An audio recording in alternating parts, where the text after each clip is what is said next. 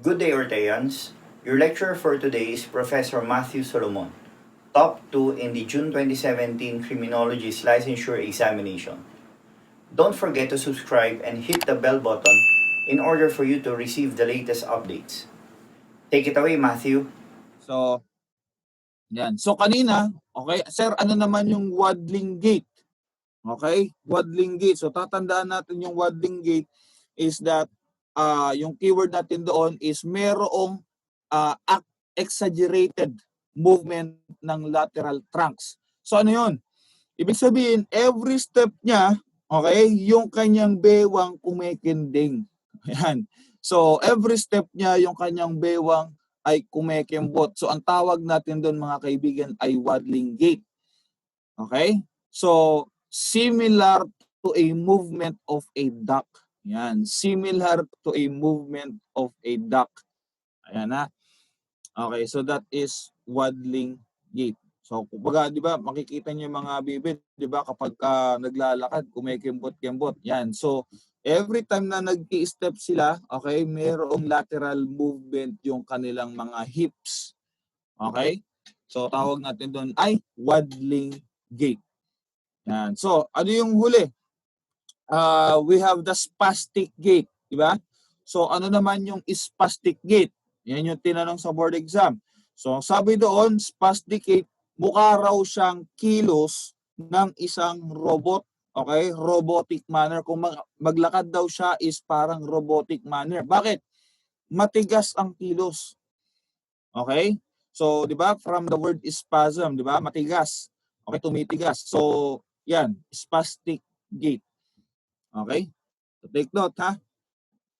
Okay, so malinaw po yun, ha? Okay, so next. Okay, so it is the straight line connecting the center of the succeeding steps. Okay, so yung straight line connecting the center of the succeeding steps is known as the gait line. Okay, so pag sinabi natin gait line, ito po yung distance between your two foot. Okay?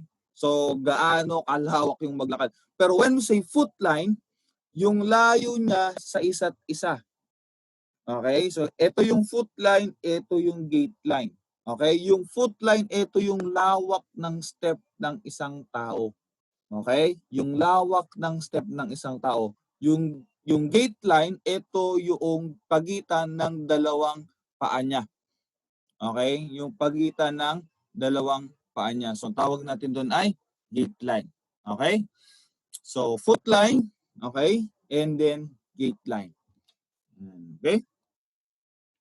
So, so again, what is gait? Gait is the manner of walking ng isang tao. So, every time na maglalakad ka, okay, o kaya tatakbo ka, okay, that is your gait pattern. Okay? O yan, so nabanggit na natin kanina, this kind of gait has an exaggerated alterations of lateral trunk movement, similar to a movement of a duck. Okay, so ano daw yan? Yung similar to a movement of a duck. So every time na maglalakad daw siya, mayroong alteration ng kanyang alternations of lateral trunk movement. Yan, kumikinding yung kanyang bewang every time na mag-i-step siya. Okay? So that is waddling gait. Ano ba? Waddling gait. Ano nga ulit? Yung gait, okay, na parang robotic manner. Okay? That is spastic gait. Okay? Spastic gait. Yan.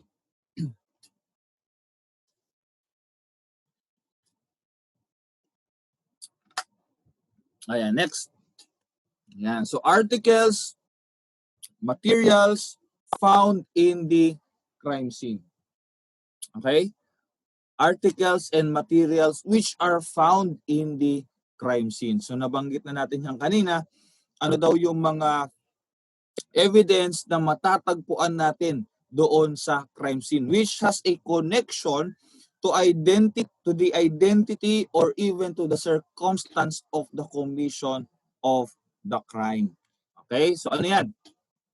That is physical evidence. O, diba? That is physical evidence. So sabi natin kanina, physical evidence ay may iba't ibang uri. Tinanong sa board exam, alin sa sumusunod ang hindi uri ng physical evidence? Which of the following is not a kind of physical evidence? Sabi doon, A, tracing evidence. B, associative evidence. Okay? C, documentary evidence. Or letter D, corpus delicti. What is your answer? Diba? Which of the following is not a kind of physical evidence?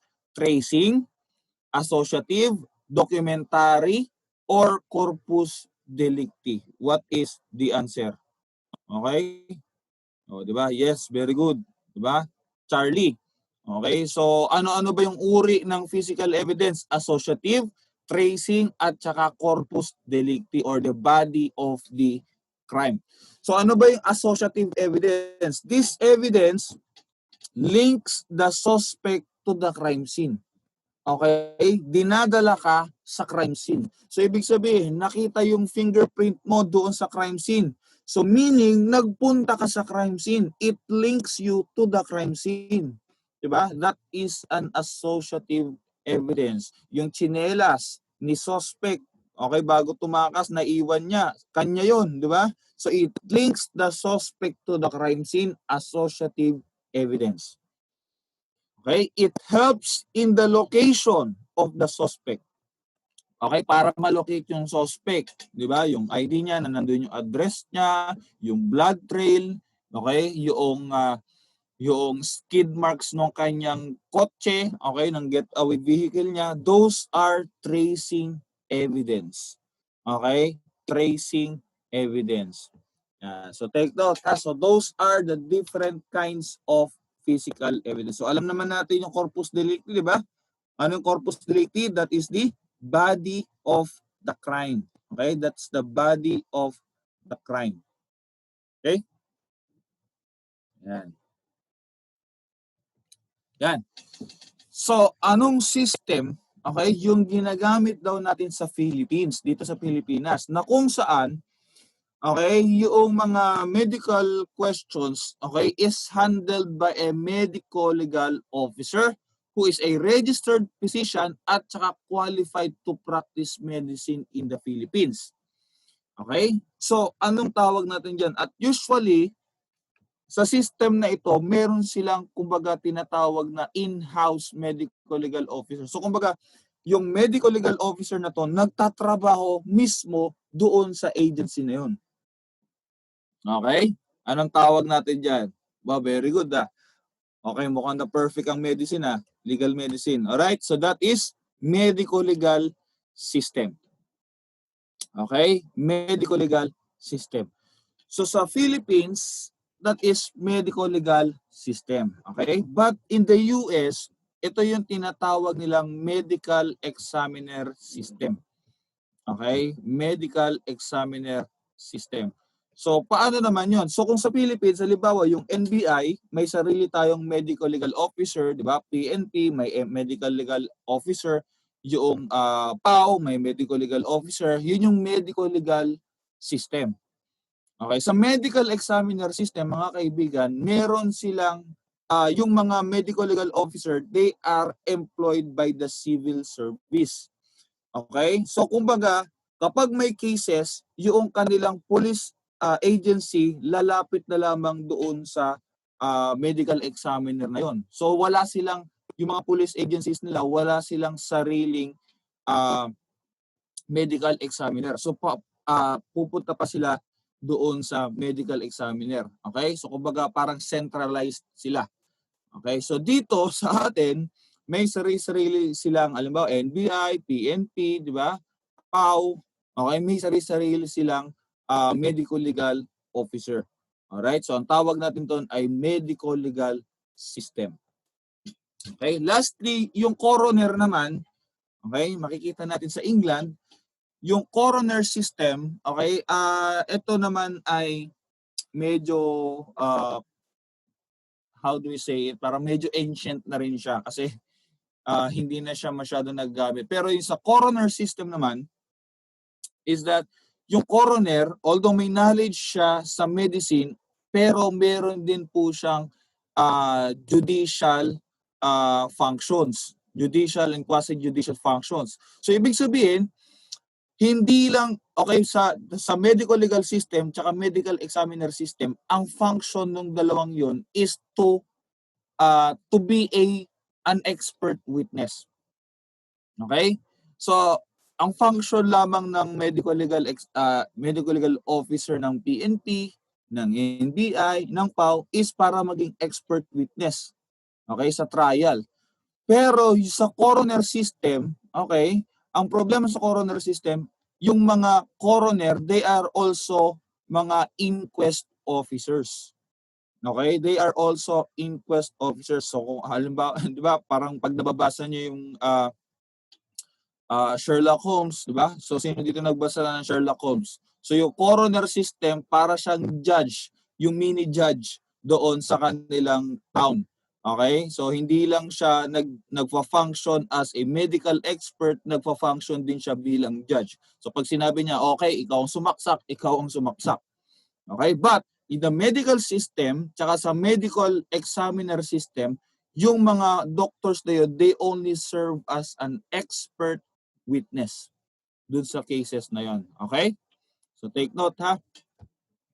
Okay, next. Yan.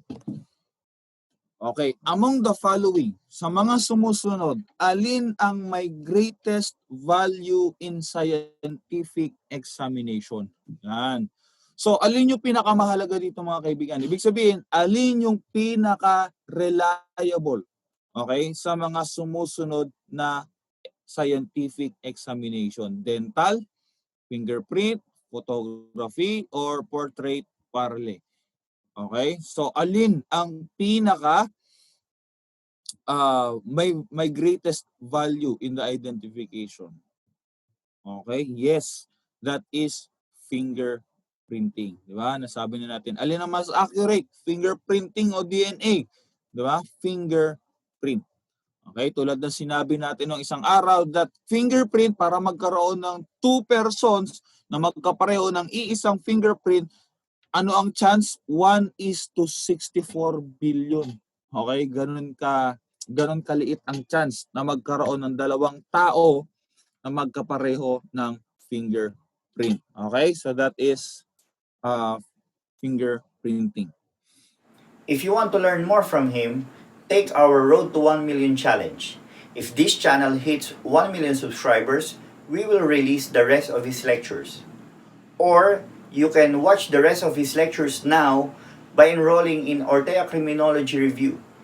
Just message us on our Facebook account for more details. See you soon, Orteans!